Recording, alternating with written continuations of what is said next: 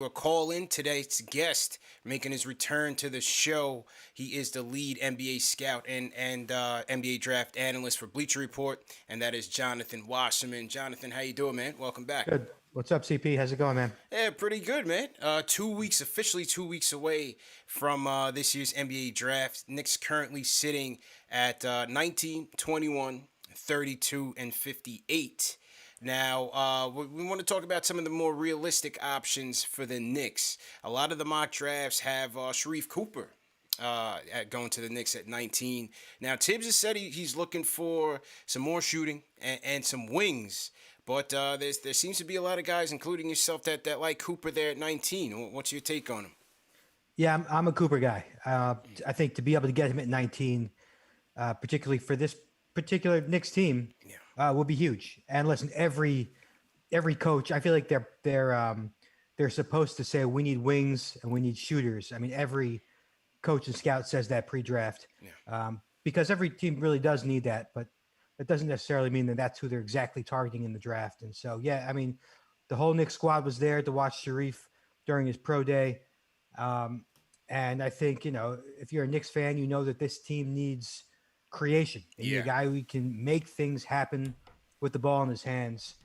And to me, Cooper, maybe, he, except for Cade, um, he's right there with a guy who can create something out of nothing. And not only does he have that elusiveness off the dribble, but his vision, his passing skills with both hands. I mean, I don't see any reason why he can't be a high assist guy in the NBA. So to me, he's a big target in my mind, or somebody that they should go after at 19. But there are also plenty of wings and shooters that will be available to them as well. Absolutely, man. 20-8 in his season at Auburn. As you said, the playmaking skills just jump out the charts. What are the scouts telling you, and from what you've seen, just breaking down film in terms of his shot making ability? Didn't finish too well at the rim at Auburn. Didn't shoot the ball very well at Auburn. Knicks have that this year with Peyton. Running and gunning out there. What are the scouts telling you about his shooting upside? So when Cooper started, he came in late this year, and his first game was a big one, and I immediately was like, this kid's a lottery pick, and I quickly put him in my top 12 or so, and every scout I reached out to was like, slow down. I see more of like a change of pace guy off the bench. He can't defend, he can't shoot, and he's probably going to have trouble finishing at the rim. And that's why we're even talking about a guy who could be available to the Knicks at 19, because not everybody's on board.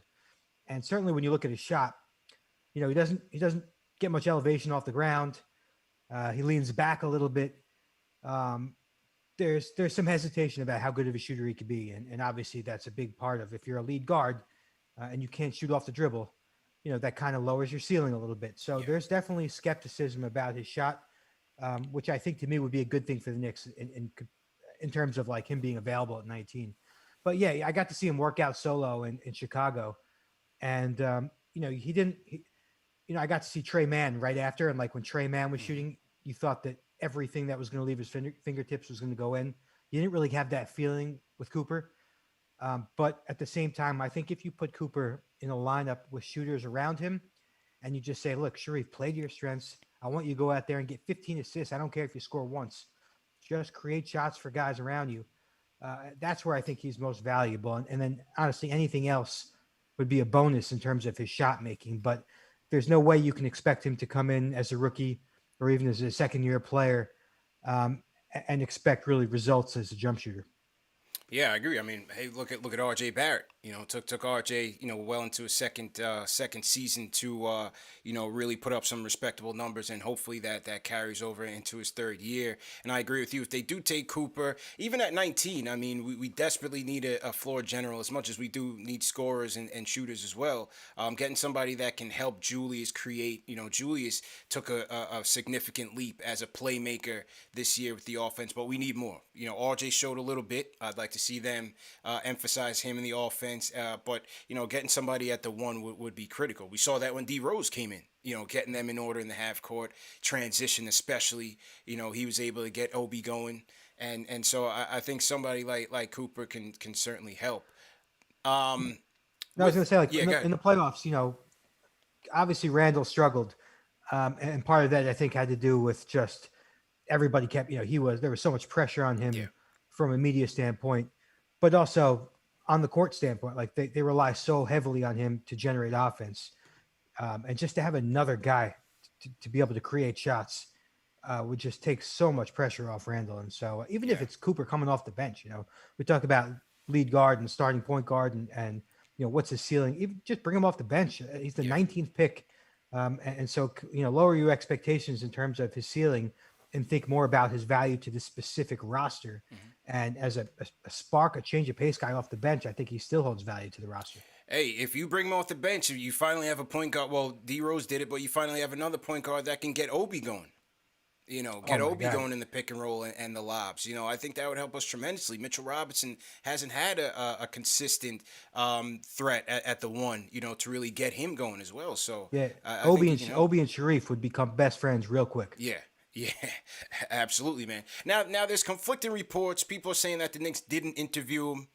His uncle was on the Joe Button podcast saying that they were at the workout, but you say that they attended his workout, though. Yeah. I mean, I'm told that a couple of them were there for his pro day in Chicago. Okay. Now, conversely, Terrence Mann, he's another guy that you see as an option for the Knicks at 19. Scoring type with some playmaking potential. How do you stack him up in terms of how he would fit with the Knicks?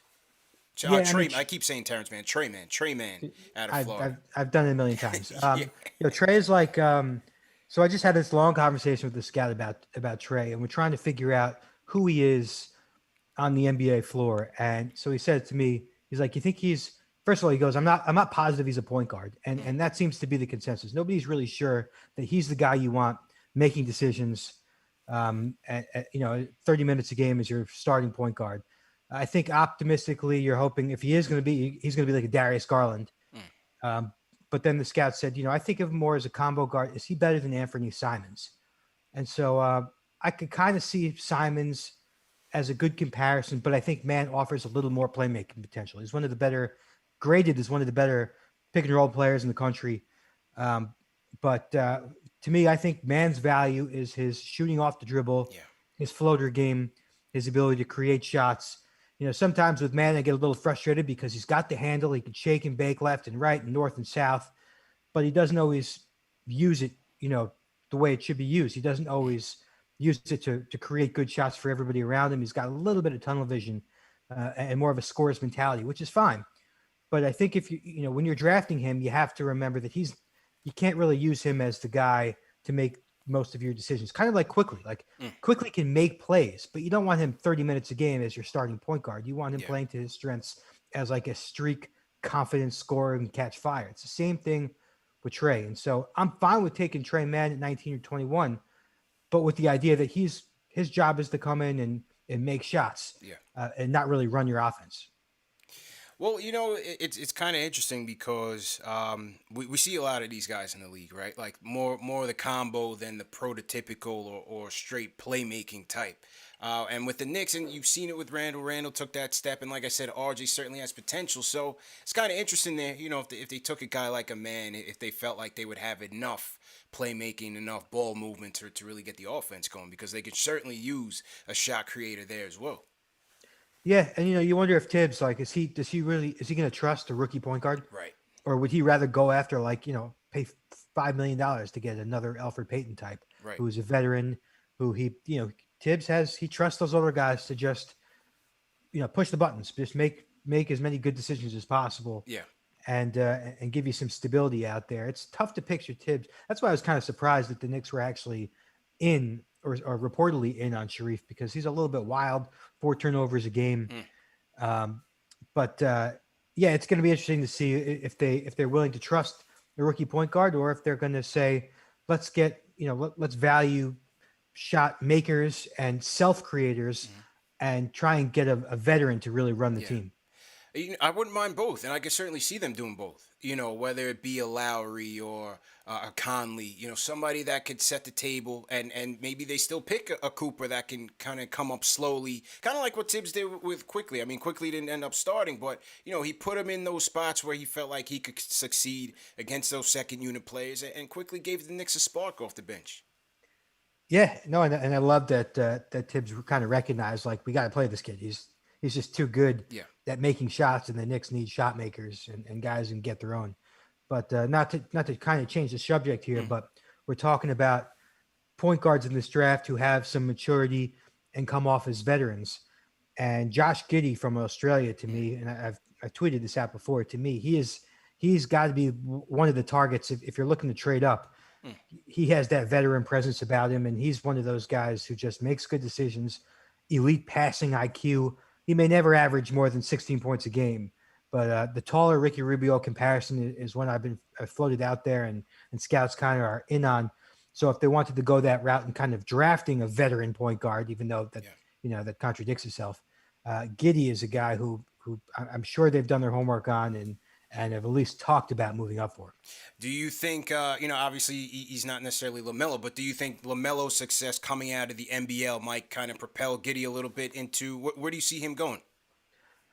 I think Giddey's going to end up going, and from his people are like he's going. His people has been telling me he's going lottery like from his first week playing in Australia, and the stock has only gotten higher or stronger since. And I know he just got an invite to the green room. And to me, I think Orlando is in play at 8. Sacramento doesn't really make any sense because he's very similar to Halliburton. And then who am I missing? Who's at number 10? At 10, who's at 10? I'm blanking out here. Well, he's going to New Orleans. So New Orleans, I actually know that they're split on Giddey. I don't think from the guys I talked to that Giddey would go 10 to the Pelicans. And then San Antonio, I just can't picture him getting past San Antonio. So I think I could see to that get being a Giddey, pop I think the pick. Knicks would have to trade into the top 12. Interesting. Now, before we get into that next pick, on the subject of trades, right? You have Golden State at 7 and 14, in another big position as they were last year with multiple picks. OKC, they've got 3 within the top 18. I mean, how do you see potential trades shaking out? Within the lottery there. Yeah, there's going to be action. I mean, I don't know what's going to happen, Yeah. but there's certainly going to be action. I mean, and including the Knicks, like they're not walking away with 3 of those. No, I don't see 3 it. of their 19, 21, and 32. I mean, they're obviously going to trade one of those or try and package them. And same thing with OKC. Although OKC is the one team I could imagine actually sticks at every pick, just because their roster is at phase 1 of the rebuild, and they might as well take 3 swings in this draft and hope to, catch a break and get a stud take as many swings as they can. Golden State is the interesting one. They have, what are they going to do at 7? Are they going to keep 14? Are they going to try and move up into the top 5 with 7 and 14? So they have Davion Mitchell in today. I know people in Golden State who are kind of split on Mitchell. And I think in general on the guys who are available at number 7, like most drafts, like there's that top tier, and there is this year. And then there's like the next group, and nobody wants to be part of that next group. And that's kind of where OKC is at 6 and Golden State is with 7. So there's going to be a lot of phone calls. Cannot predict what's going to happen, but there's certainly going to be a lot of conversations about trades. Yeah, it's going to be interesting. You also have Orlando sitting there at 5 and 8. Yeah. You have a couple veterans that are on the block. Ben Simmons definitely on the block. There were earlier rumors that Siakam could be on the block, with Toronto sitting there with the 4th pick. I think Dame is a long shot. But how about Sexton? What do you think about the Colin Sexton trade rumors with the Knicks and just how that factors into what Cleveland might do sitting at number 3? Dude, I was going to ask you about that. I mean, like, Sexton is one of those guys, and it reminds me of like Zach LaVine for the first 5 years of his career. Like, is he good or is he not good? He scores 24 a game, but we still can't decide if it's a valuable 24 that helps your team win or if it's an empty 24. But he did it pretty efficiently. 48% from the floor. He shoots the 3 well. I think if you accept the fact that he's not the guy who's going to run your offense, and you value his ability to score, then, and you have the right pieces around him, and like you have a guy who can get others involved with Sexton, then it makes sense. Obviously where I have trouble, and this is the big question is, if you trade for Sexton, you obviously have to re-sign him, and what is he worth? And how does How does that impact your ability to get other guys? And so that's where I'm struggling. I'm struggling to decide. And I didn't get to watch enough Sexton games this past season. I've watched him since AAU when he averaged 30 a game. I watched him in Alabama. I watched him more during his rookie season. There's no doubt this kid can score, and he's going to be one of the top scorers in the league for a while. He brings a toughness and a swagger and intensity and unlikability. Like, guys don't like him, which at some point is a good thing for depending on your team. Hopefully your teammates like him, but opponents don't like him. And he's got that brashness to him. And so, I don't know. Do you re-sign him to a long-term deal? CP, what do you think? I think it's tough. I'm not a fan of paying twice, and that's why I'm leery of him. I'm leery of Lonzo just trading assets and then having to figure out how much you're going to pay him. You're hearing numbers like 5 years, $168 million, which is kind of crazy. And Ian Begley just came out with a report today saying that the Knicks are trying to keep the cap flexible for 2022. So that's another thing. They bring him in. How do they factor in, having enough cap space for one max deal? And if that's it, are you comfortable with a Sexton Randall one max players, quote unquote, if you even get that? Where is that really getting you? So I think it's a tricky situation. But based on the rumored parameters of the deal, whether it's OB, maybe 19 and Knox or some, sort of concoction like that, I think the Knicks have to look into deals potentially along that route to try to improve the roster and get some talent in here. So listen, so I saw that rumor the other day. Yeah. I'd be shocked if Cleveland, and this is nothing against what the Knicks would offer, but every team obviously overvalues their own pieces, their own assets, right? So if you're Cleveland and you just had Sexton average 24 a game efficiently, you'd imagine that Cleveland, who drafted him, Kobe Altman drafted him, right, would, and I'm not saying Obi is not going to be good, but Obi is unproven. Number 19 and number 21 are unproven, and Knox is really just a throw-in of zero value. So you're giving up a 25-point scorer who is 22 years old for unproven pieces. I just don't see any way that Cleveland would ever make that deal. Yeah. And so that's kind of why I'm like, it's fun to talk about this deal and think about whether Sexton makes sense for the Knicks, but I don't see Cleveland accepting a deal for 3 unproven pieces. Unproven. Yeah. I agree. On the OB subject though, because I came out with a tweet a couple days ago, and I've been kind of saying this throughout the season. I see redundancy with Randall, and I see if because I don't see the positional flexibility. We haven't seen the coach willing to put the two of them out there in a lineup for significant minutes to see if they can mesh together in a small ball situation. I have a hard time really seeing how OB develops on this team if you figure that they're going to max Randall with a 4-year deal eventually. Yeah, Obi got screwed, and the worst thing to happen to Obi from a development standpoint was Randall becoming an all-star, and it's an unfortunate situation because, of course, if you're New York, you love what happened with Randall, but if they knew Randall was going to be this good, it's hard to imagine they would have taken Obi. That's right.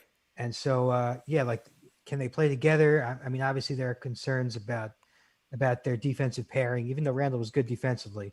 But it's hard to imagine Tibbs trusting the two of them together, particularly if they bring back, if Mitch is there and they bring back someone like Noel. But so pretty much Obi right now is in the spot where it's like his job is to be the energy guy off the bench. And coming out of the draft, that's not really what we expected, and not probably what he expected. He was the National Player of the Year. He led the nation in dunks, and pretty much his job is totally different than it was at Dayton when he was a go-to guy. And now he pretty much stands around the arc, waiting for a catch and shoot opportunity, or he sits in the dunker spot waiting for an easy catch and dunk opportunity. And I wish the Knicks ran a little more pick and rolls for him. Me too. And a little more action towards the basket. Gave him a little more opportunity. I think there were some concerns that we saw that maybe a lot of his offense won't translate in terms of like, he's not a guy who can take you off the dribble from the arc, which I think big guys need to be able to do. And, he's got those high hips, his center of gravity in the post. He had trouble gaining position. Post-ups are kind of going away, and the Knicks are not exactly going to feature Obi in the post. Yeah. But it didn't look like when he got into the post with his back to the basket, he was able to overpower guys. You almost like hoped, you cross your fingers that his shot would go in when he was in the post. But there's still a role for him. I still have high hopes for him, but not if his job is to stand around the arc for 20 minutes and have no rhythm and be a fifth option in the Agreed. offense. So I'm sure that when we talk trade rumors with the Knicks, he's unfortunately, as much as I like him and I want him to be a part of the Knicks' future, it's just like he can't maximize his potential on this team. Yeah, I totally agree. Totally agree. So to everybody in the chat, once again, hit that thumbs up button for you boys. Another NBA draft Q&A. CP here. You're just hearing from Jonathan Wasserman of Bleacher Report. Make sure you guys hit that thumbs up. If you guys have questions for Jonathan, call us up 657-383-1509, or you can call us via the KnicksFanTV Discord. So 2 ways to get to us. Make sure that you guys are tapping into the phone lines. Also, remember that this show is presented by Manscaped, the #1 men's grooming tool below the waist. Fellas, summertime is here, and make sure you guys join over 2 million customers who are subscribed to these Manscaped products. You know I swear by it. This is featuring the Lawnmower 4.0, and they just debuted the Perfect Package 4.0.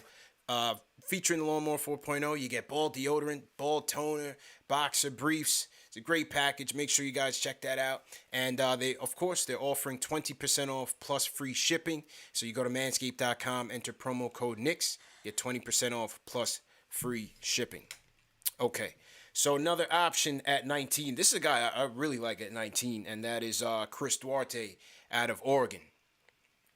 Yeah, Duarte is he's the same age as Devin Booker. Yeah. So you better expect quick results from him. I actually just heard from a team yesterday who said he had a terrible workout. Oh, and he was not in shape. wow. And I think, he didn't go to the NBA Combine.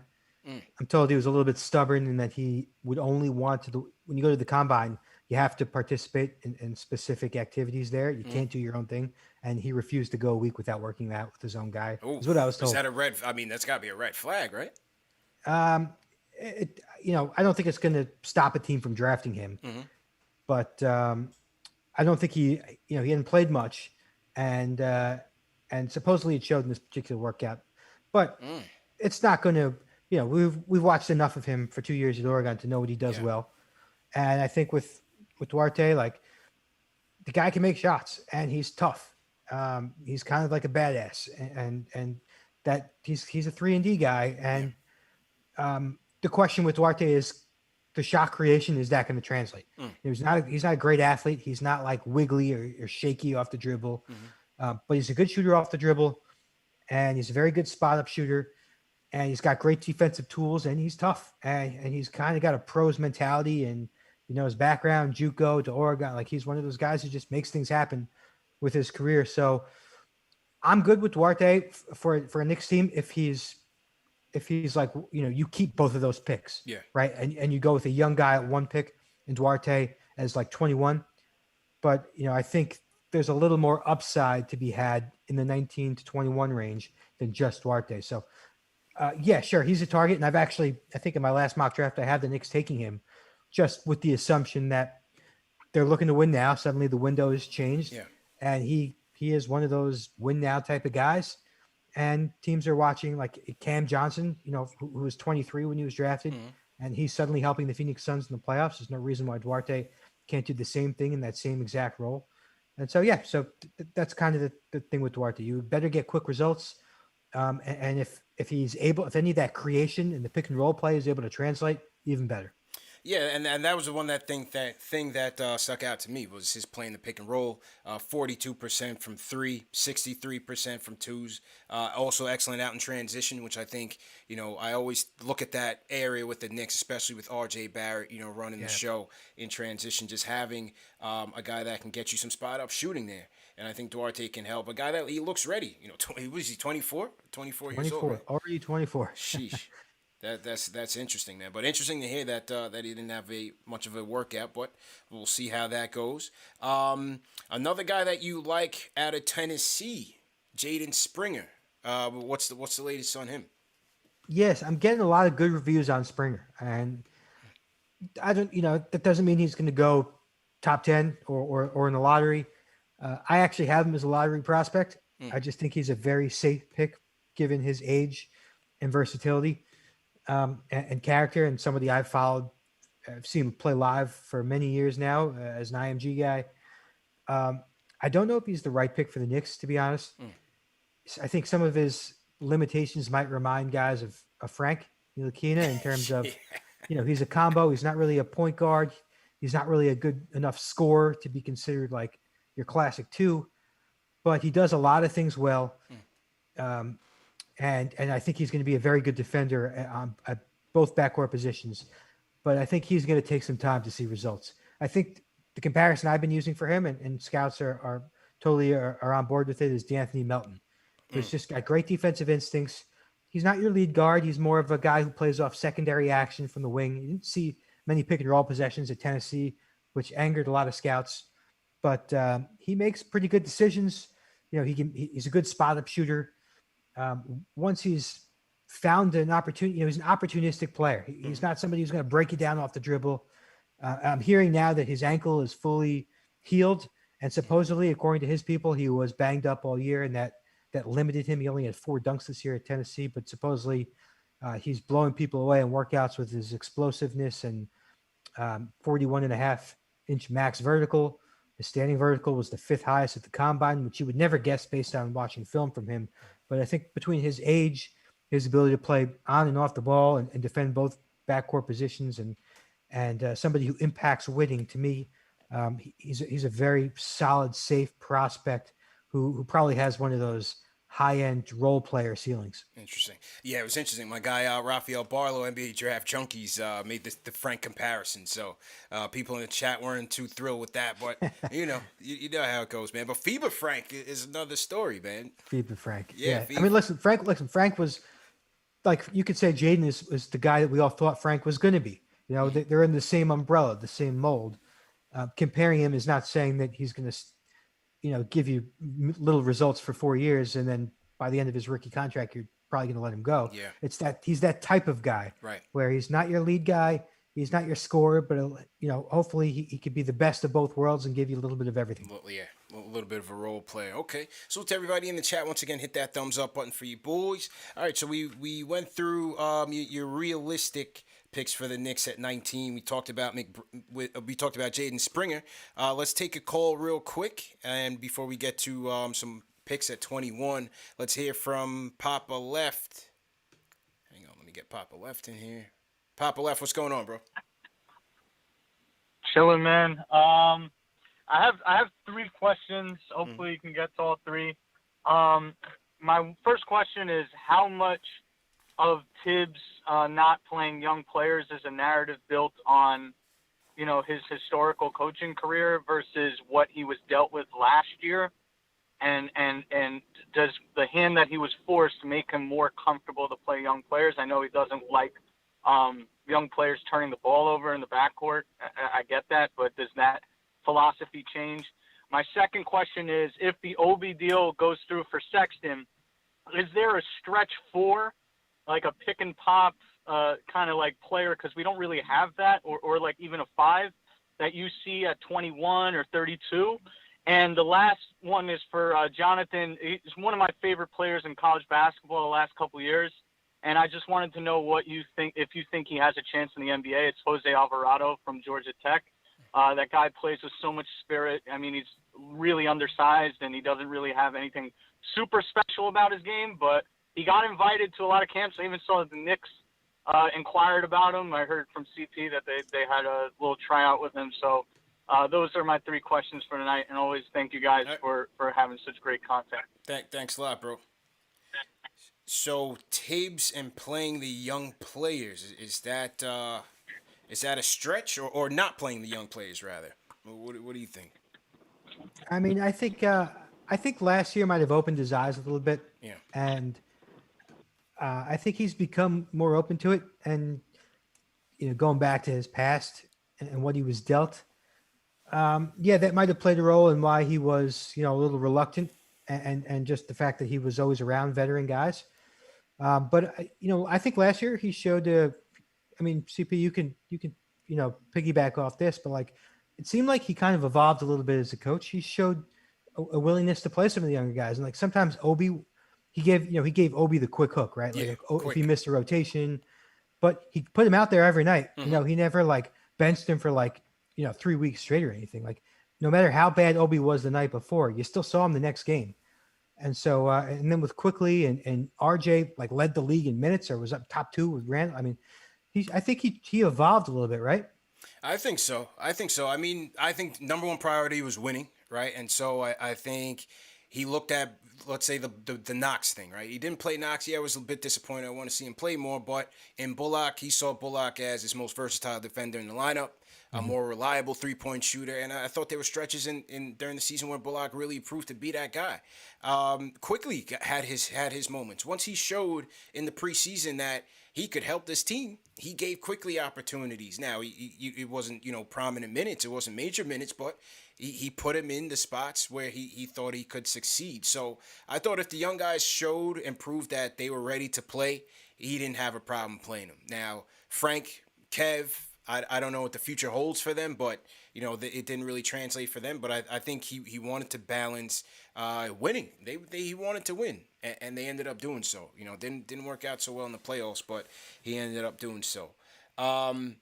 Stretch 4-5, around 21. You would like Trey Murphy at 21, Boom. right? That's your answer. Trey Yeah, Murphy's I like your it. answer. Except that from what I'm hearing, he's not going to be there. I mean, he seems to be rising by the day. I'm hearing it from his people. I'm hearing it from other teams who are asking about him. They think that he is a taller Mikal Bridges. Interesting. And great kid. He's crushing these interviews. Interesting. He's just an easy fit, likable guy, and his strengths are valuable. And not only they're valuable, but they're going to translate. Like 43% from deep, 92% from the free throw line. He's a very mobile defender at his size. In fact, I think you should play him at the 3. I think that's where he's going to hold the most value. Guarding wings and stretching the floor. Also graded in the 99th percentile as a cutter. He's just a total off-ball guy. As long as you can accept the fact that Trey Murphy will never put the ball down really to create or do anything else, and you put 4 other guys around him, and you need a guy just like Murphy. Like, he's the guy. But for the Knicks, you're going to have to take him at 19 or 21. Yeah, I like him a lot, man. And even though, as you said, even though the shot creation ability is very limited, I just feel like with so many wings in the East, in the league, you need that guy that can give you that versatility, man. Whether it's playing the 3, playing the small ball 4, and then to be able to shoot the 3 as well as he does, man. I love his defensive intensity, and he's a splash brother as well, man. So Murphy's definitely an interesting prospect, but as you said, he's a hot prospect. Could be going before, he's hot. well before He's 21. hot. He's going to go in the teens, to be honest. That's where I expected. I put him at 17 in my last mock. Interesting. And honestly, there's not many other. You're looking for other stretch 4, stretch 3, or stretch 4 guys. Like they're Perkichin is from Croatia. He's the next guy in line, but I think he's a little bit of a reach at 21. Although you never know with those guys. But yeah, Murphy would be the answer to that. And the other question you were asking about Alvarado, this kid from Georgia Tech, he's like that guy in pickup ball that you hate when he guards you. There's always one of those guys. Man, this guy is a pest, and he's tough and somebody you wouldn't bet against. And so I don't think he's going to get drafted, to be honest. But he's going to get a call quickly to join the summer league team, and he's going to play in the G League next year. It wouldn't be surprising if eventually the next couple of years he gets a call up, because there's going to be some team who's like, your job is to come in and annoy the hell out of the other team. Yeah. And that's what he does. And there's always a couple guys like that, and he'll have his chance. It might not be right away, and he might not get drafted, but he'll have his chance. Another scrappy defender who you liked at 21, more of a combo guard out of West Virginia, Miles McBride. What's the intel on Miles? Yeah, I love McBride. I told a couple teams I'd take him in the 20s when they're asking, and they've been a little bit unsure about him. But man, his signature, his identity was always like speed and defense. And then this year, he just really evolved offensively to the point where, okay, we could take him seriously now as an NBA prospect. And when he measured a 6'9" wingspan, I mean, size was always a question mark with him, but a 6'9" wingspan, just like quickly, like that's helpful when you're that size. And so I expect him to be another pesky defender, but offensively, he gets into his pull-ups so easily, and he didn't hit it at the greatest clip, but he made a lot of pull-ups this year, and eventually they're going to fall, I think, in my opinion, at a more consistent clip. And he was over 40% from downtown. Again, he's not a guy you bring in to run your offense for 30 minutes, but you bring him off the bench to play fast, to play hard, to cause problems, to make plays, 15, 20-minute guy. Like I'm a big fan of McBride. I'd take him in the 20s. I'd certainly consider him with the Knicks' second pick.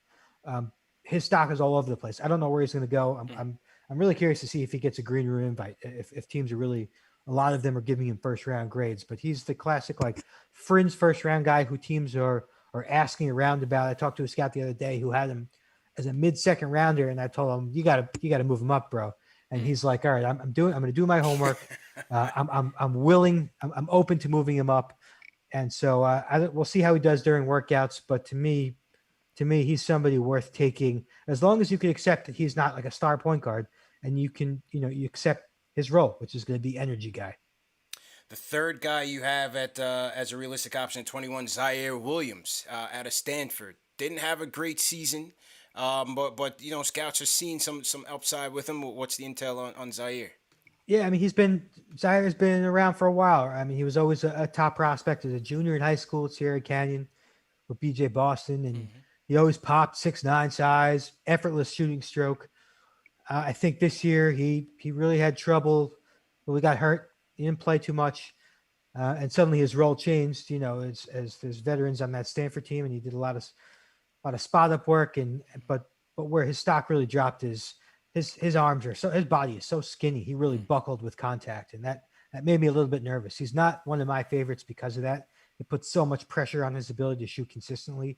And he was 29% from three this year. And he's never been consistent. The eye test was always better than the numbers with Zaire.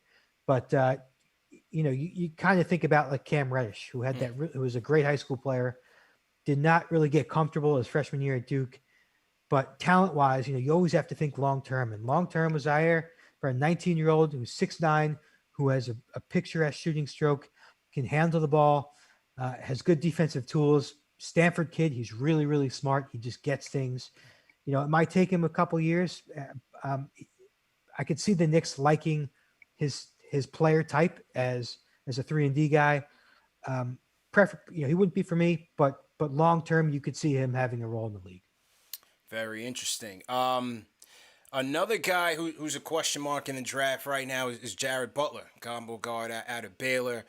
He's in the health protocol. They're not so sure whether he's going to get cleared with a potential heart issue. Are you hearing anything with him? Do you think his prospects, do you think he drops because of the issue, or what's going on with him?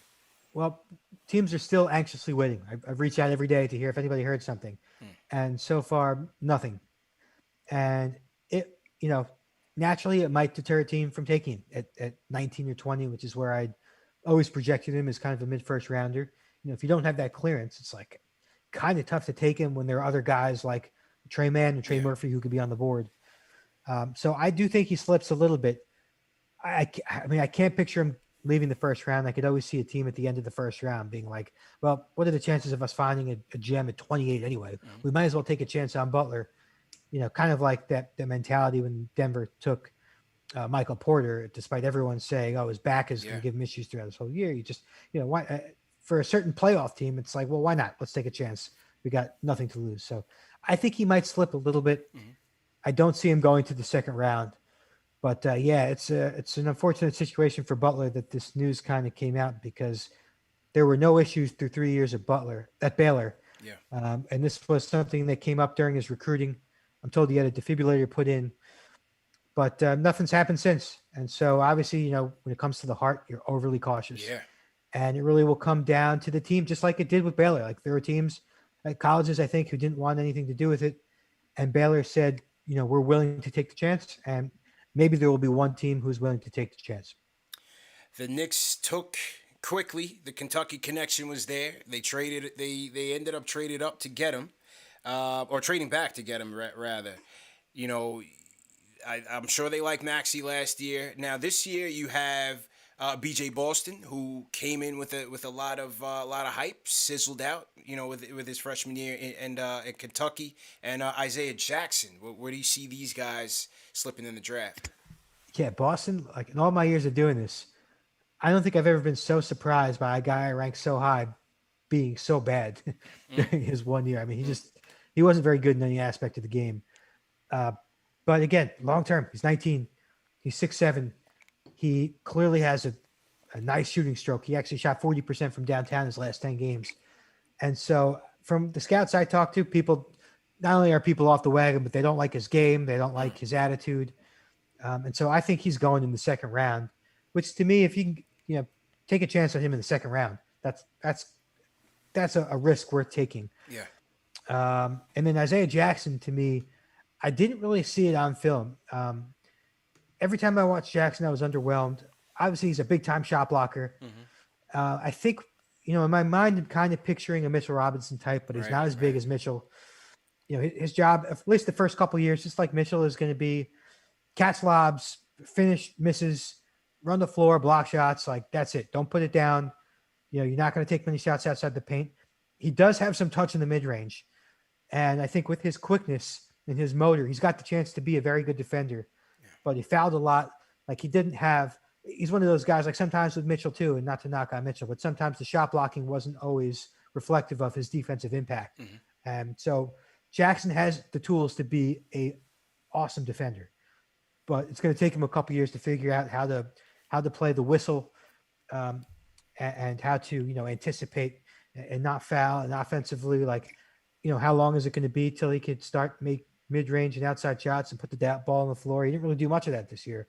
So I think, Jackson is a fine pick in the 20s for a team that's looking for a lob target, an easy bucket guy, and a defensive activity guy.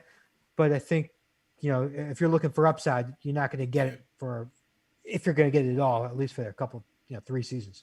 Yeah, I'm curious to see how they play the front court depth.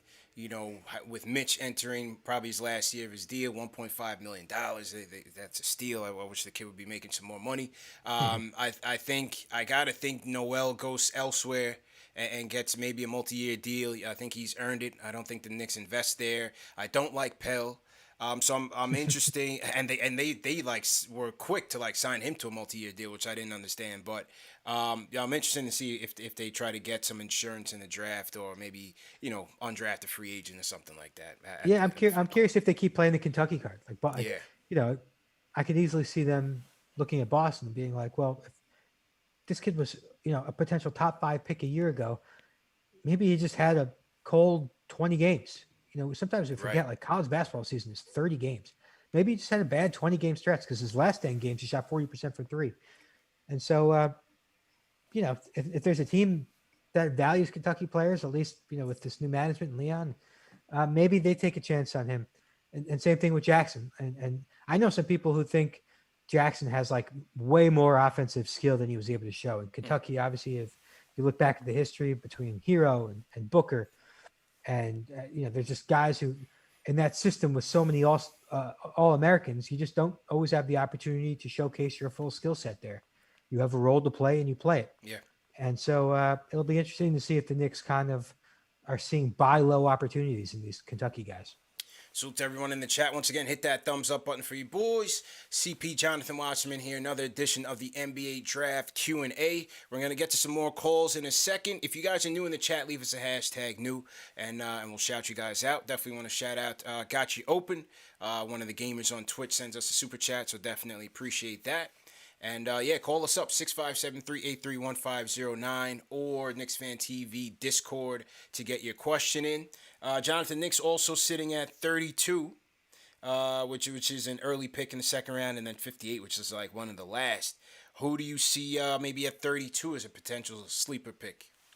Yeah, I mean, the funny thing is, like, 32 and 21, it could be the same group of guys. Right. I have no idea if a guy who I think they're targeting at 32, they might take him at 21. Yeah. Quentin Grimes is somebody, Houston guard, former McDonald's All-American, transferred from Kansas. Good combine, right? To the Final Four. What's that? He had a good combine, Quentin Grimes. He had an awesome combine. He's the best player on the floor in both of his scrimmages. And he just screamed pro. Like, his vibes were just like, this kid's a pro. And maybe that means a 7th man for the rest of his career. But if you get a 7th man at the 32 pick, that's a win. Yeah. And so he brings a lot of the things the Knicks are looking for, which is shooting, secondary playmaking, toughness, high IQ. He just screams role player. And so to me, he's somebody who definitely helped this stock. And if you're a team who's just looking for a guy to contribute on the rookie contract for the next couple of years, he is clearly an option. Jeremiah Robinson-Earl from Villanova is a big guy. And, I don't know, again, Knicks have their fair share of power forwards, but to me, he's a very fundamentally sound player who I could see attracting any team, honestly, from picks 31 on down. Pick and pop guy, just does everything really well. Nothing too exciting, but just mid-range shooter, good rebounder, good hands around the basket, smart player. And then Zaire Williams, who we talked about before, like I could see him slipping in this draft.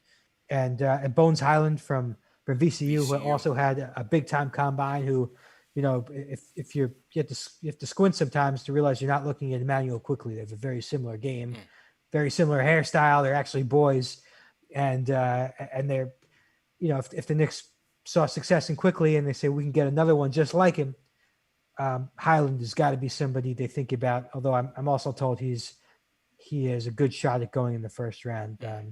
Charles Bassey from Western Kentucky, if they're looking for an offensive big man, they have these defensive centers. Bassey, to me, is somebody who is maybe undervalued just based on the fact that people are kind of losing interest in going after centers who don't play any other position.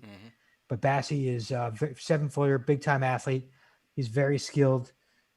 And I think if he wasn't at Western Kentucky and he was doing what he was doing somewhere else, he'd be a lot more highly regarded.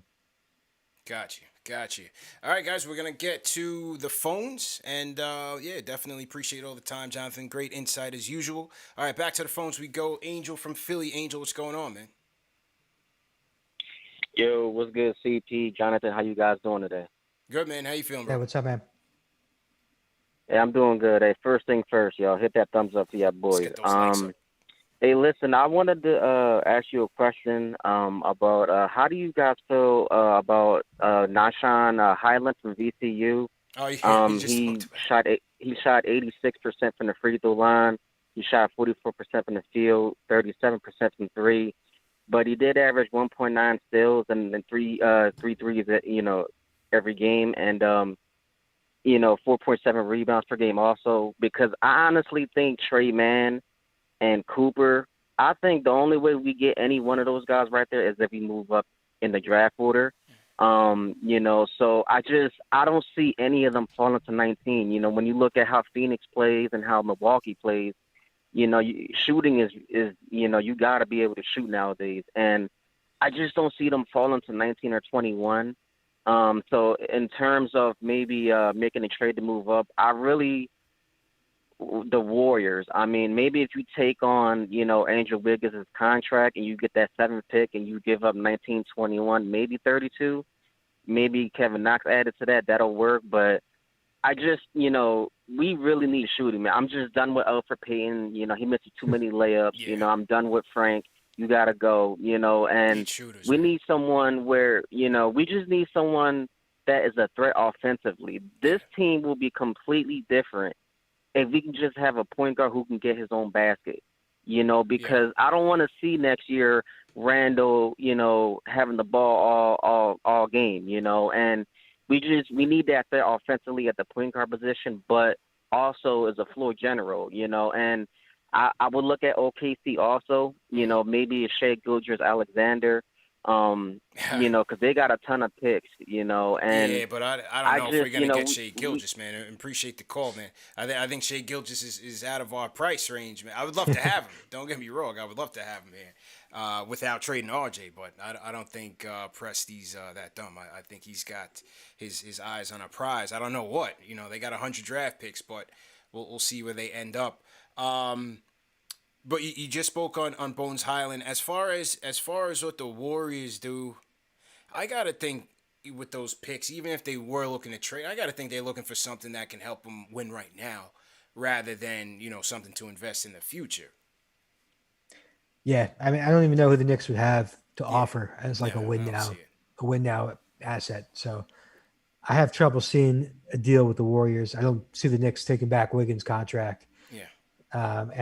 Going back to Highland, like again, if it's possible that they saw the success in Quickly and just kind of want to replicate it and just do the same thing and get another guy who can make shots and create his own. He's not a point guard. He's definitely not a point guard. 16% assist percentage, tells you that, but so does the eye test. Like his job is going to be to come into a game and be that microwave instant offense guy. And there's nothing wrong with that. Yeah. I mean, he could you could always have more of those guys, particularly if they're the 21st pick or 32nd pick in the draft. But he's not your answer at point guard. And going back, like, yeah, I think the Knicks have a better chance of getting Trey Mann at 19 than Cooper. I think Cooper has a little more star potential because he's got an identity. Like he could be one of the top assist guys in the league. Mann, I think Mann will be there at 19, to be honest, just because people aren't really sure what he is. Right. And that will scare some teams if you can't really picture.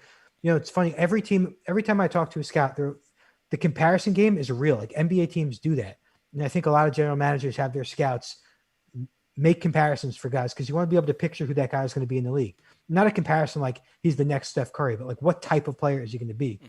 And so with Trey Mann, like I was talking about earlier, like we can't figure, is he Anthony Simons? You know, is he Darius Garland? The fact that you can't put a label on him, I think is going to allow him to slip a little bit. But with Cooper, you know, we know what type of guy he's going to be. He's going to be a high assist guy. So somebody who again, we talked about it earlier, I think the Knicks should target, but you're right. I think the Knicks may have to trade up to get Cooper, but Mann, I think he'll be there. So to everybody in the chat, once again, hit that thumbs up button for you boys. Once again, remember this show is presented by Manscaped. Fellas, go to manscaped.com, enter promo code Knicks for 20% off plus free shipping on the Lawnmower 4.0, and check out that Performance Package 4.0 as well. You definitely want to check it out. Shout out to Tricky Nicky. What's going on, team? #new. Jay from Florida. Jay, I see you in the chat, man. I figured you're going to be calling in with a draft question. You know, this is your time of year. So if you want to call in, 657-383-1509. We're going to take it to the Discord. Jay from East New York, you're coming up next. Make sure you unmute yourself. No speakerphone. Jay from East New York, what's going on, bro? He's taking it off speakerphone. Jay, you there? Yep. Yo, what's good, man? Oh, okay. Give me 1 second. I gotta pause it. Jay, come on, man. You know the rules every time. Okay. Man. Yep. Yeah, you. Yeah, Jay. Yeah, I was watching the YouTube. Mm-hmm. See, that's how I do it when I'm on Discord. Yeah. I watch the YouTube, but the YouTube be a little bit behind. Okay. But anyway, yeah. So what's going on with Marcus Bagley? Hello? Yeah, I'm here. Yeah, I just wanted to know what's going on with Marcus Bagley. I mean, he already talked about Miles McBride. I wanted to know about him, but y'all already spoke about him. So what's going on with Marcus Bagley? He's going back to college. He's going back to school. Yeah. Wow. Well, that's all I got for now. Appreciate it, bro. Sorry, bro. Yeah. What was that? What was the motivation behind him going back to school? Did his team feel like he wasn't ready, or? Every scout I talked to was like, first of all, he made so many bad decisions with this pre-draft process. He sat out most of the combine. But I shouldn't say so many bad. That was the big one. Like, I think he kind of overestimated himself, or at least the people around him. You never know who's actually calling the shots. Yeah. But he got some bad advice, my guess. And scouts I talked to, and I know he was like high on ESPN all year, and that was probably a bad thing for him to have seen that, because interesting. That was not indicative of what scouts are thinking. Scouts were asking me, like, you think he's worth drafting? That was their attitude towards him.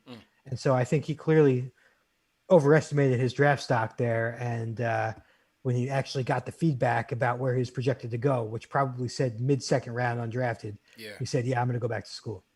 Interesting. All right, back to the phones we go. Muhammad from San Diego, West Coast. Muhammad, how you doing, man? So, good, bro. What's going on? Y'all hear me? Yeah, loud and clear. Go ahead, bro. Oh yeah. Okay, yeah. I have a few questions. What do you guys think about Rokas Hakulaitis? He's from Lithuania. He's like a point guard, he's like a Goran Dragic type. And do you guys think, because Nerlens Noel will be an unrestricted free agent, do you guys believe you could find like a big man like similar to him in this draft? Appreciate the call, man. Well, start with Rokas. Yeah. Rokas is, man, he's somebody who doesn't have a lot of upside, but you could easily see him being a 15-year pro. Like he's not a point guard. He's not a shooting guard. He's a combo guard. He's very skilled. He's versatile. What did he shoot this year? He shot like 35% from three this season.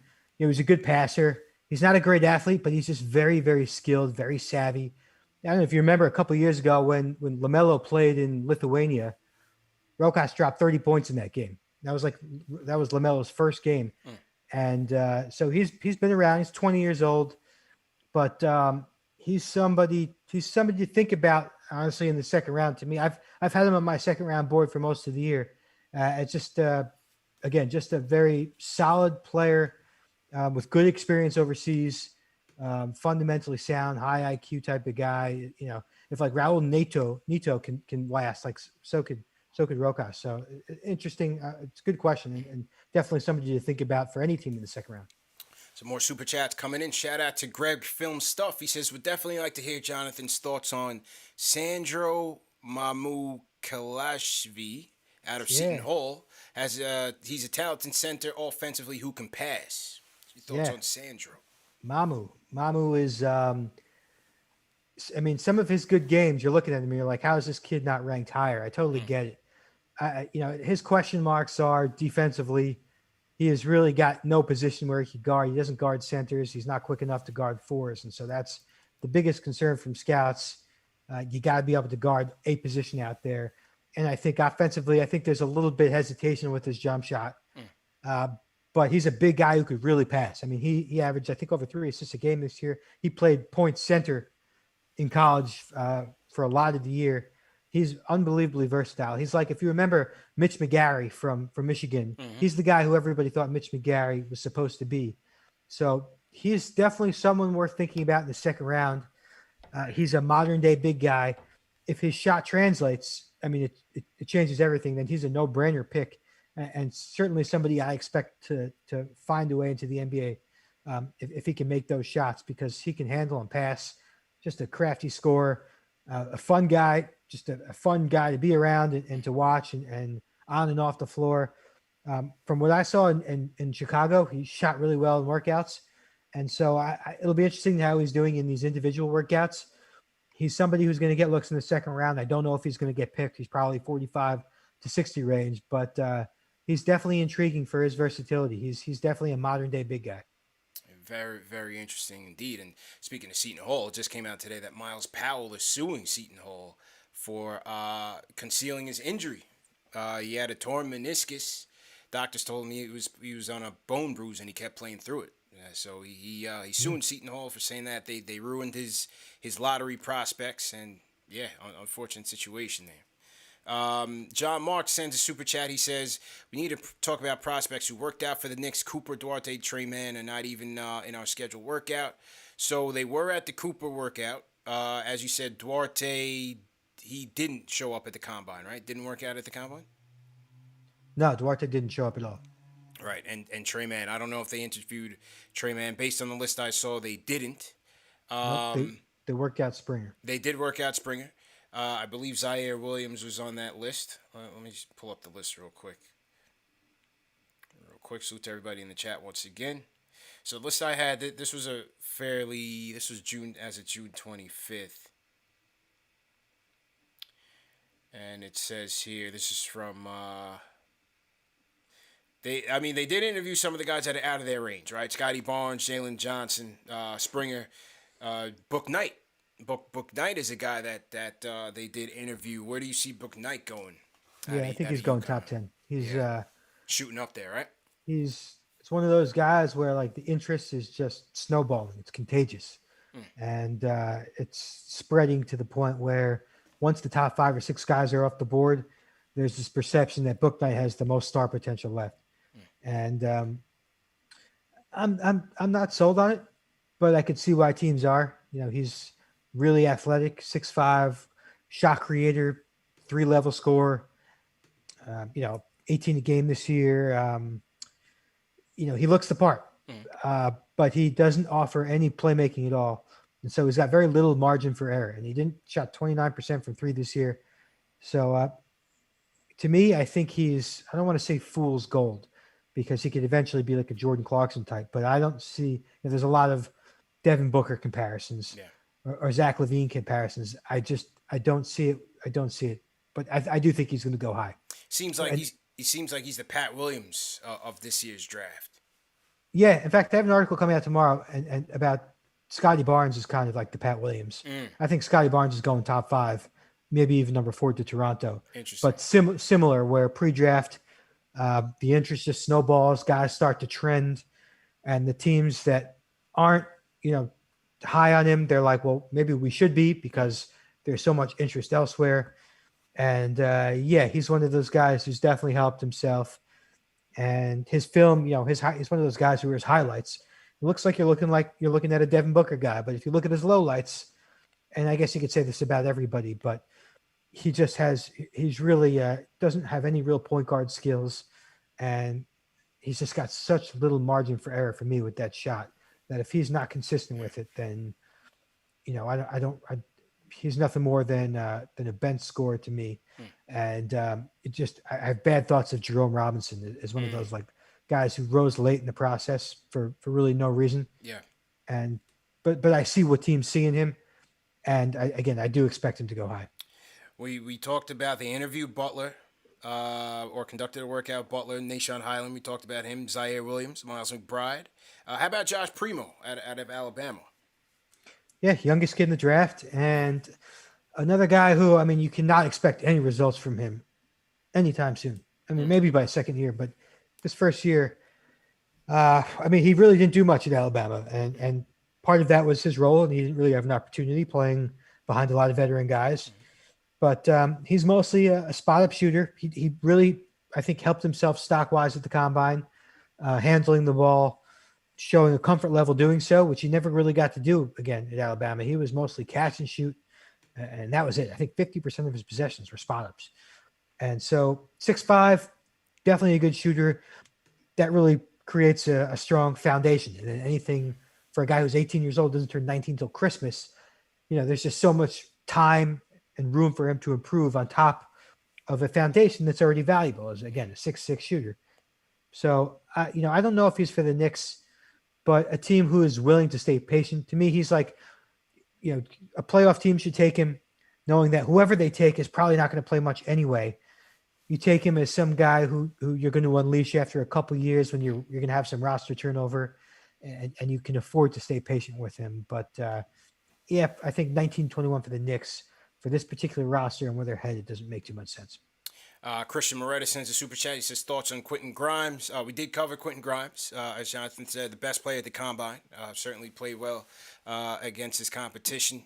Combo out of H-Town, Houston Cougars. Anything else you want to add on Grimes?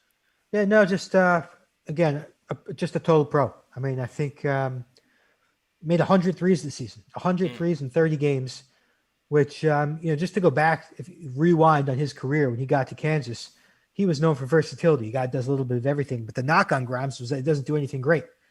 Well, fast forward 3 years, and now he's a knockdown shooter, and he still has some of that versatility. He's not a playmaker, but he can make plays, and he's not a scorer, but he can get you buckets. He did shoot like really poor percentage inside the arc this year, but again, between his maturity, his IQ, his tools, and shooting, to me, it's really hard for me to picture him not in the NBA in a couple of years. Interesting. You have time for a couple more calls? Yeah, I'm good. Okay. Salute to everybody in the chat. Once again, let's hit that thumbs up button for you boys. All right, let's take a couple more in here. Let's get let's go to my guy Jay from Florida. Jay, how you feeling, bro? Yeah, run it up for your boys. Yep. Run it up for your boys. Hit that subscribe button. Hit that like button. Yep. All of that. CP, Debbie down back. I'm coming with the fire. I'm coming with the fire, CP. You know why? Because Knicks fans only care about the season. They don't care about the grind. They don't care about building the team out. The 4th seed was fool's gold, very negative for building this roster. I don't care. I'm going to say we should be around the Charlotte pick, 11. But my question for Wise is, from a scale from 1 to 10, Wise, I know you got your sources. I know you can't let everything out the bag. But from 1 to 10, do you see the team moving up in the draft? Second question is, I like Moody. Moody's my guy. I think Moody's like Allen Houston Part 2. I think he could score off the dribble. I like his jump shot. I love Moody. If I'm trading up, I want Moody. Late picks, I want Trey Murphy. Trey Murphy shot 43% from 3. Or I want that ball hog from LSU, Cameron Thomas. one of those any one of those three players, we walk away with any one of those three players, I'm happy. We need bucket getters. Yeah. I don't want to experiment. I want people that could put the ball in the hoop. My last question is, what you think about that Verns kid? The Verns kid that worked out for the Knicks and OKC. Oh, Verns. What's the perception of how yeah. How do NBA teams see him like putting polls on Twitter talking about who got the best fan base or I'm gonna go work out for this team? Like it's like he promoting it every 5 minutes. He followed like, me, man. I was about to DM him and tell him once you get to the Knicks, you know that's coming out of there. So I'm glad he followed me now. So yeah, man. Appreciate the Vrenz is a character. This guy Vrenz is first of all, it's funny how many people know him. Yeah. Like this dude played in Belgium in like a really shitty league, and didn't get invited to the combine, and like he's got this whole like following on Twitter. And I'm following him too, and he sent me a couple DMs, sending me his workouts and stuff. And this guy's funny. He's getting workouts. Like he's got 12 workouts. He's interesting. I guess you guys talked about him before, CP on your pod. But like, yeah, he's a 6'10" playmaker who made almost 2 threes a game. So the competition was not very good that he played against. But I think teams are really interested to get extra looks on him. And my man who called in, I love the 3 guys you mentioned. Yeah. And that Moody Allen Houston comparison, I've heard it before. I like it. Moody is, Moody, to me, he can go top 10. He could slip a little bit. I talked to a scout yesterday who wasn't as high on him as everybody else. But obviously, to me, if you're the Knicks at 19, you grab him. Can they move up?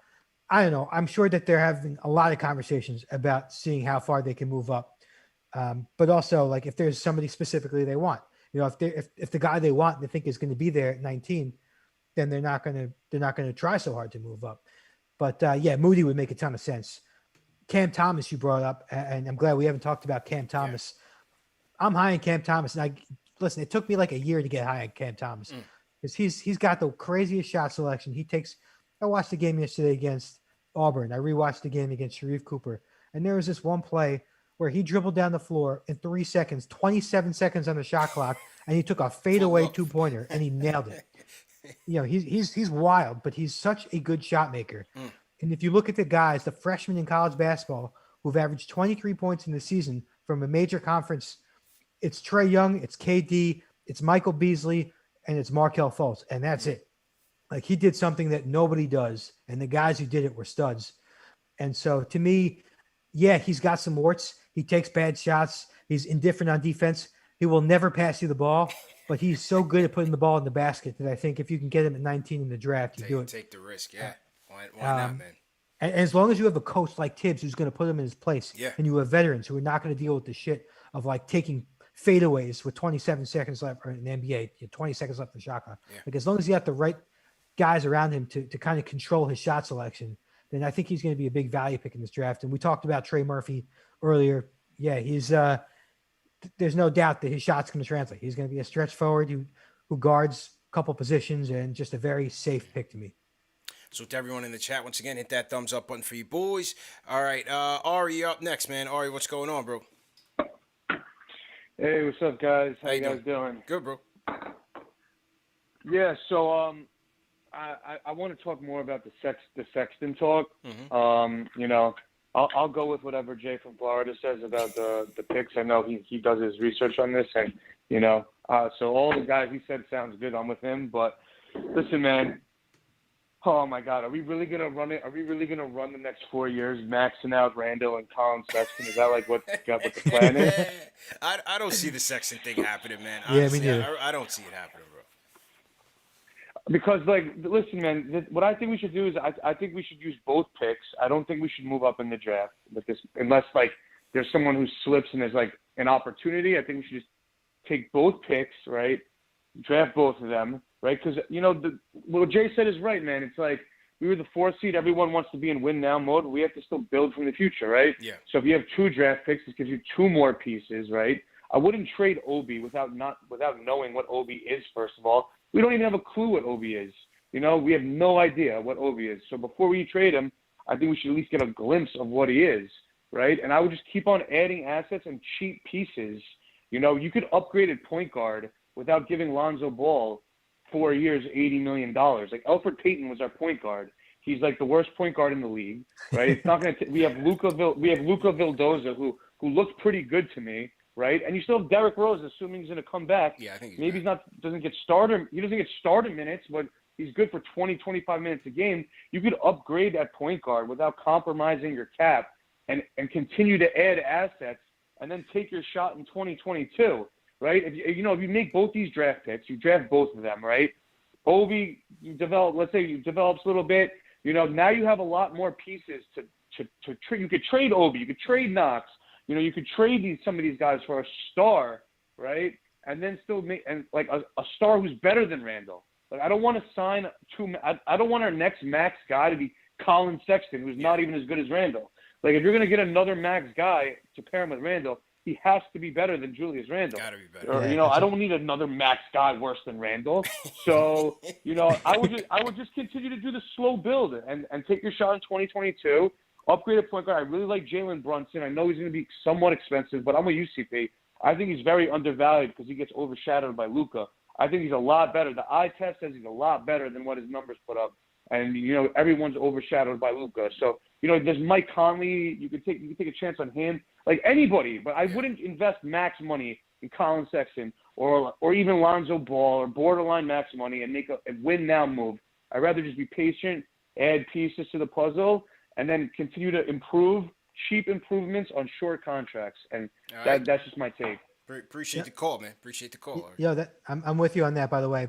First of all, I love Brunson. I mean, I would love for Brunson to be the point guard for the Knicks of the future. And one of his points that he made, like, we don't even know what Obi is. That's why I don't think a trade is ever going to get done with Cleveland, because they're not going to trade for something that they don't know what he is either. Right. And so that's why I just can't picture I'm sure the Cavaliers value Sexton more than Knicks fans do, and they're not going to trade him for a guy that they don't even know who he is, which is Obi. And then the other point of keeping 19 and 21 and making picks both, I like that idea too. I guess the argument against that, you could also say, well, they can move up. They could trade 19 and 21 and get into that lottery range, but also have 32, which isn't much different from 21. Right. So you can still get two basically first-round picks, one of them being the lottery. And again, 32 and the difference between 21, I mean, there's really not much of a difference between the two. So it really depends on who they're targeting. But yeah, to his point also, if there are two guys that they like, then no need to trade up. Question is, will those two guys play under Tibbs when he's going vet heavy? Listen, there's pressure that's going to come with making a 4th seed. There's no question, and they're going to try to continue to maintain that pace or exceed it. I'm with Ari. They need to be patient, continue to build, continue to develop with young talent. But the tricky thing is that how much will they be able to upgrade the roster before they max out Randall?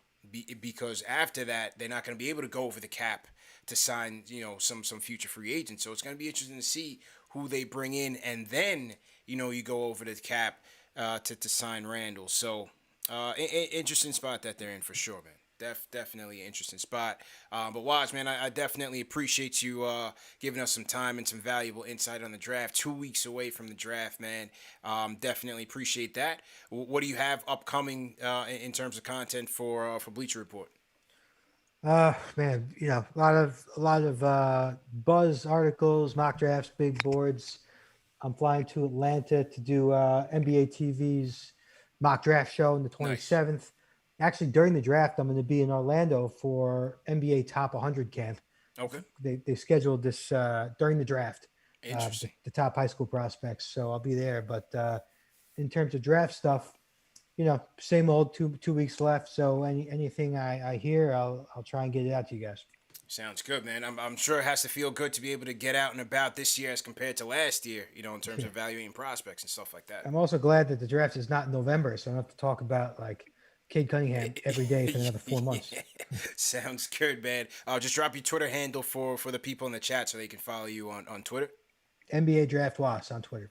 NBA Draft Was. Jonathan Wasserman, thanks again. And thanks again for joining us, man. I really appreciate it. All right, CP. Thanks, man. All right. That was Jonathan Wasserman of Bleacher Report. Hit that thumbs up button for you boys. Got some great insight on the draft, man. Always appreciate him coming by and dropping some intel on us. So what do you guys think, man? Who were some of your prospect ideas at number 19, 21, 32? What are you guys thinking, man? Remember, this show is brought to you by Manscaped. Go to manscaped.com, enter promo code Knicks for 20% off plus free shipping. New Lawnmower 4.0, fellas. Do not be caught lacking. It is summertime. Make sure you guys take care of that.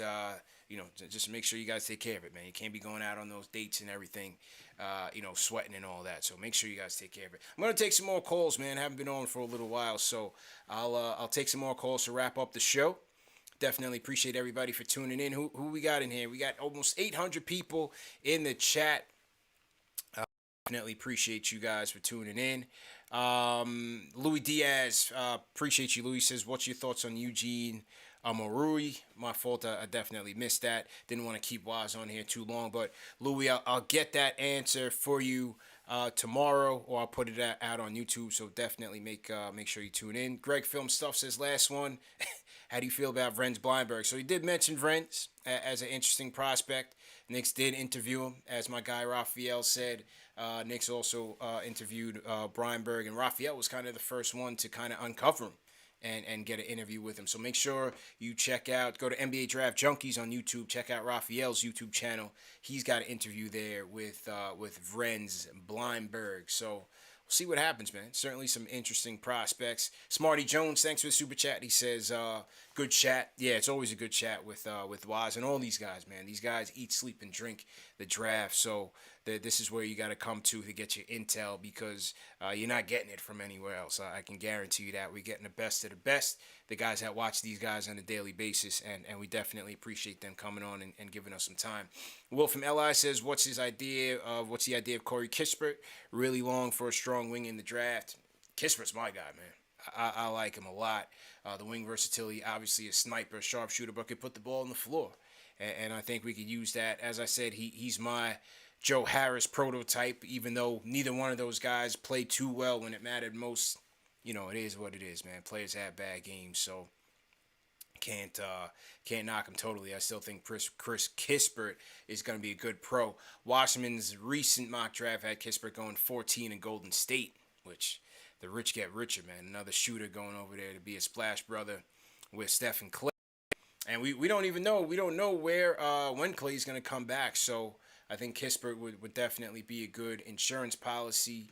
And also Wiggins. People mention Wiggins being a potential, trade piece again. I don't see Golden State being that motivated to get out of that contract just yet, because I think they will they'll use Wiggins as insurance.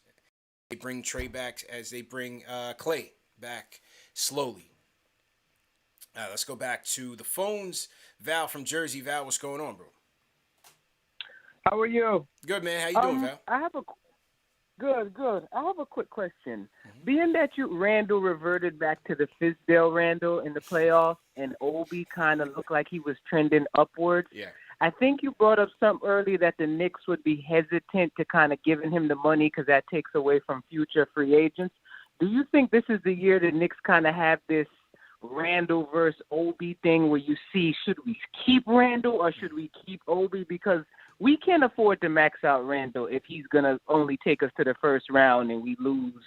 Basically, the Tracy McGrady Randall. We can't afford to pay him all that money and we lose every year in the first round. So do you see a scenario where the Knicks kind of do a Obi versus Randall to see which one is the better fit for the future? Thank you so much, by the way. Appreciate it, bro. Appreciate it. No, not necessarily. I don't think they play it like that. I don't think they play a, trial by combat sort of thing to see who sticks. I think they know Julius is our guy, for better or for worse. And Obi's just, they got to figure out how the whole Obi thing is going to work. Are they going to play them in a small ball lineup? Can we finally see Obi and Julius in a small ball? Moving his feet extremely well. That was my fault. Had ESPN playing. Are we going to finally see them in a small ball lineup? Because to me, that's the only way you're really going to truly be able to tell what you're going to get out of Obi's, by playing him minutes. And how you going to play him minutes if it's not going to be at, a small ball 5 in tandem with Julius? Are we ever, you got to ask yourself this, are you ever going to see a situation where Obi and Julius are closing the game for you? Not likely. Not with Mitch there, and not with Tibbs valuing rim protection and having a more traditional big out there to help anchor that defense. I'm not so sure. I would like to see it. I think we could potentially create some advantages there by playing Obi small, and that's if he's knocking down his threes. But I think a big factor in his development is going to be the personnel, who he's with. We mentioned Cooper. You bring in Cooper off the bench with Obi. That's box office. Is it a Conley? Is it a Lowry? There's some. You saw Derrick Rose's impact on Obi last year. So I think the personnel is very important in terms of his development. And then in terms of the Randall Max contract, I think they're going to go into free agency with it. I don't think he's going to take that first deal, which I forgot what it was. I think it was around like four years, 125 or something of that nature, which would have like equated to like the 30-something highest paid contract in the league. No, I think they'll go into free agency after this season, and I think he'll bet on himself. I think it's just a cost of doing business. I think they're going to give it to him regardless. I don't think they're going to let him walk. And I don't think there is a deal out there in terms of trade where you're going to get comparable value based on what he's given you at least last year. What happens this coming season, we'll see. When the fans come back at full steam, we'll see who he becomes. We'll see who he becomes. But I think he's earned the respect to give himself a full year for us to evaluate and see who this guy truly is. But appreciate the call, Val. Definitely appreciate you tuning in, man. All right. Let's go to, I see the closers on the line waiting, so we're going to go to him last, obviously. Let's go down to ATL. Courtney, what's going on? What's going on, boss? How you doing, bro? I appreciate you tagging me in. Appreciate it. I reached out the other day. I couldn't make it, but I am hot on this. I was going to leave the Colin Sexton thing alone, but since we're talking draft and Colin, we can do all in one swing. Let's go. I agree with the previous people that I was on. We don't need Colin Sexton. It's not that Colin Sexton ain't good. I'm a Colin Sexton guy. He fits Tibbs' personality. He makes plays. He's not a playmaker. The New York Knicks need two playmakers and a 3-and-D at the 3 position, a younger version. Bullock can go to the bench. They need playmakers, people who pass people open. The reason we didn't get the best of Obi is because Obi's sitting there waving his hand or running sidelines, and nobody can toss him out of you. Nobody's creating Burks, plays. Not quickly, not anybody, man. Nobody finding Not Obi. quickly. Nobody was doing it. You couldn't get quickly to get hit with clean catch and shoot. Yeah.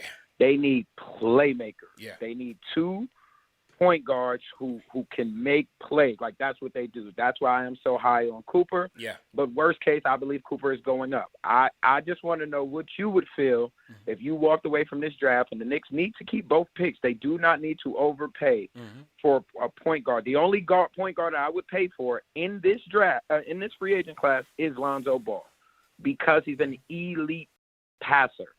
He will pass. He will make Obi a better player. He will make Mitch a better scorer. He won't miss RJ running down on the right-hand side clean as many times as we watch Alfred Payton do it this year.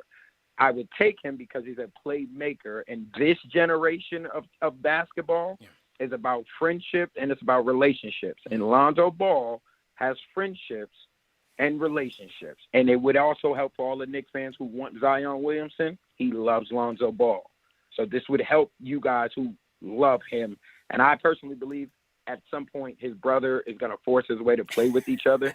So why not get Lonzo in the early side? But never mind that. I would like to know how you would feel if you walked away with your Knicks draft and it was Trey Murphy and Jason Preston was your first 2 picks. Yeah. I don't know too much about Preston. I heard he's having a good workout and his stock could be on the rise, but I like Murphy a lot. And I think he could certainly help the Knicks from day one. With the shooting ability and the defense switchability is key. I'm still having nightmares about those Hawks, man, and them throwing so many of those wings out there at us, man. Whether it's Herter, Bogdanovich, all those guys. Having a guy like a Murphy out there that can guard multiple positions, whether it's the 3 or the 4, I think he'd be clutch, man. And he brings that defensive intensity, to the dance. Like, absolutely, you don't have to worry about Mike him. Conley. I'm hearing a lot of Mike Conley And a lot of people, we do not need Mike Conley. Mike Conley is consistently injured and consistently not around when it matters most. The New York Knicks have dealt with enough injury-prone, high-paid players. We don't need another one. We don't. Well, we absolutely do not need another. I will say this: I'm with you that Conley, he is often injured, and that certainly, calls for a red flag, no doubt about it. But as I was saying in my point guard show with Macri, I think it still is important whether they do go get Cooper or any guard, whether it's Man or whoever. I still think it's important to have a veteran presence at the point. For this team to continue to help these young guys get better. Rose was great. I loved Rose in his spots. He can't start. And so, while I'm leery of giving Lowry the money or even giving Conley the money, I think those are the two guys that I would trust in terms of helping these young guys get better. Whether they're available on the court, that's another story. The Lonzo thing is the same with Sexton to me in that you got to pay twice. And New Orleans, according to Shams, he's saying that New Orleans, they have their certain price for Lonzo. If he gets a crazy deal, they'll let him walk. But you mentioned Zion. Zion likes Lonzo, so loves him. I don't know. I think Lonzo's still going to cost you. I think Griffin he's a savvy GM. I think he'll still cost you. So I'm not sure if they go there either. Especially when Ian Begley came out with a article today saying that Knicks are trying to keep the cap flexible for 2022. I'm 1,000%. I want you to check out, before I hang out, I do want you to take your time and I want you to check out Jason Preston as a cerebral, high IQ point guard. We'll do. That's a kid out of Ohio, right? A kid out of Ohio. Ohio, yeah. Okay. And he'll be won't cost us anything, and it look at it kind of like a little bit better version of Malcolm Brogdon, a better passer. Interesting. I mean, a little bit taller. Okay. Appreciate the call, man. Definitely appreciate you tuning in, bro. Thank you. Courtney down in ATL, appreciate the call, man. Yeah, I think it was Wasserman's most recent article said he was a fan of Preston, or that Preston was doing well in the latest in his latest workouts. So it seems like Preston is trending up.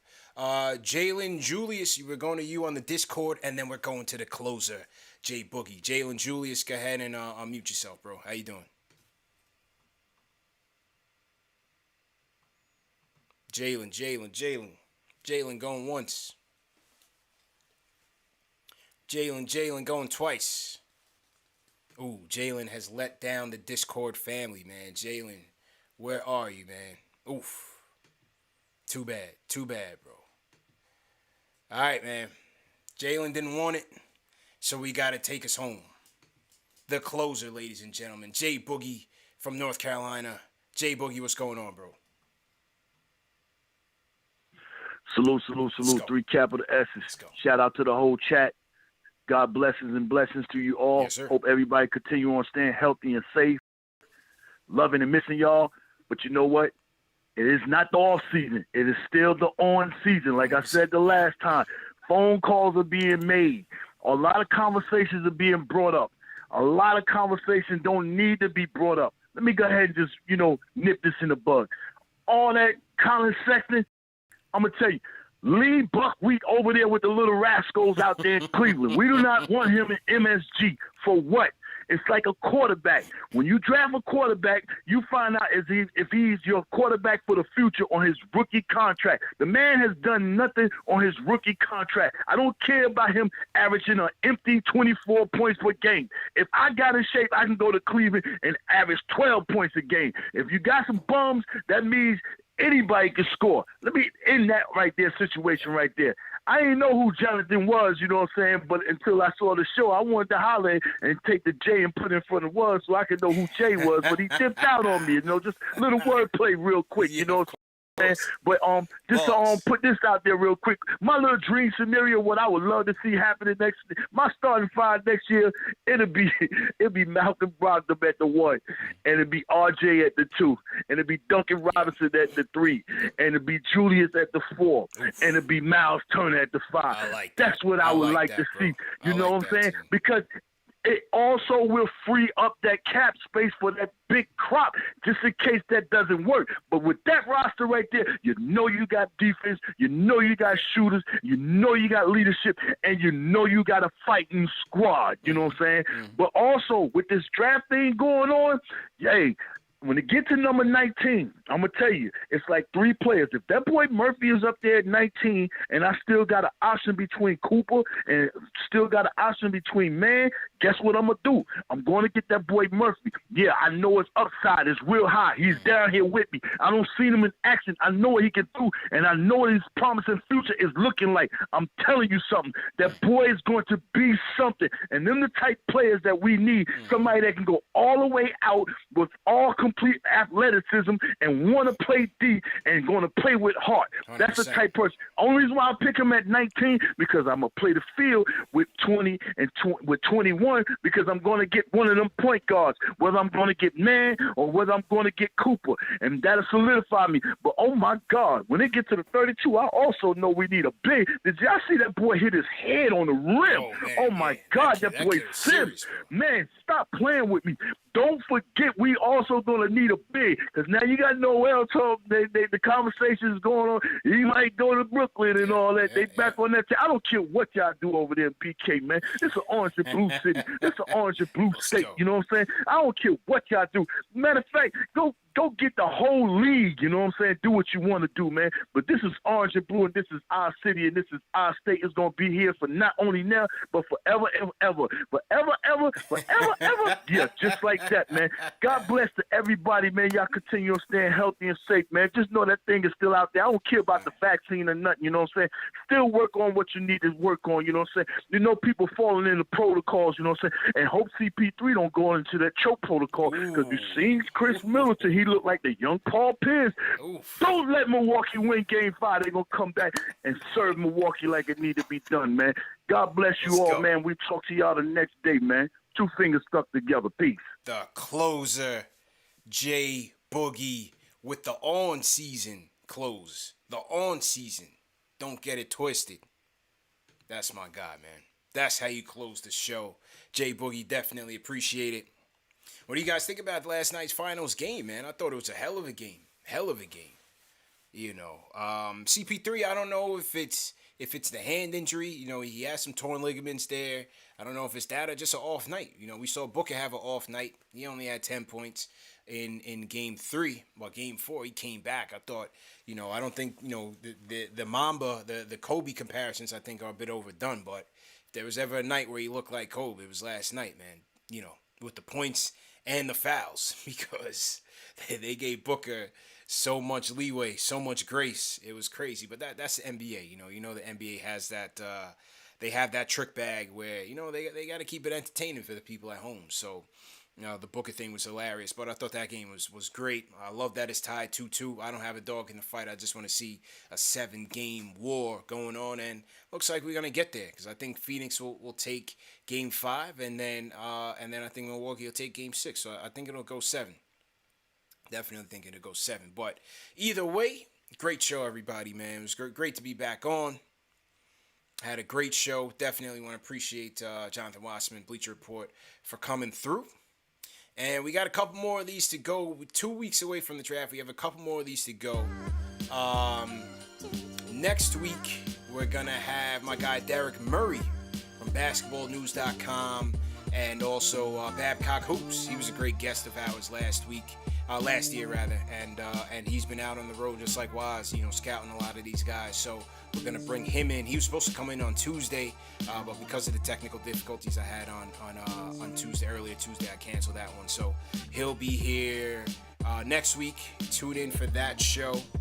And then we'll have, I'm going to bring my guy Jack Pilgrim from Kentucky Sports Radio to do a deeper dive on Isaiah Jackson, BJ Boston, and get his thoughts on the lay of the land there for the Knicks.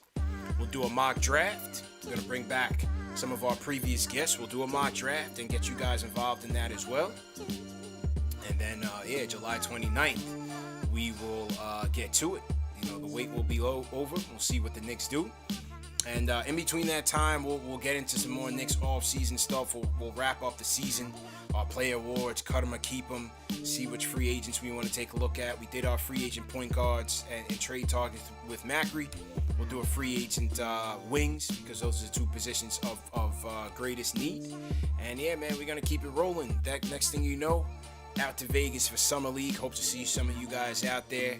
And then, yeah, man, we're going to keep it rolling. And before you know it, the season will be here. So stay tuned. Keep it locked. Hit that thumbs up button for you boys. Let's get those likes up. How many likes we got right now?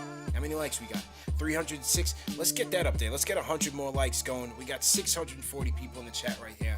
Let's get 100 more likes going. Let's get to 500 likes before we get out of here. We had a great guest in Jonathan Wasserman, giving us all the intel as he usually does. So we definitely appreciate him for that. Remember, this show is also available in audio podcast format. Spotify, Apple Podcasts, Google Podcasts, all the major podcast platforms on the KnicksFanTV. So no excuse to miss it. If you guys miss it on video, you can listen to it on audio, whether you're in the car, you're driving Uber, you're driving the trucks late night. Salute to all you guys who are on the grind right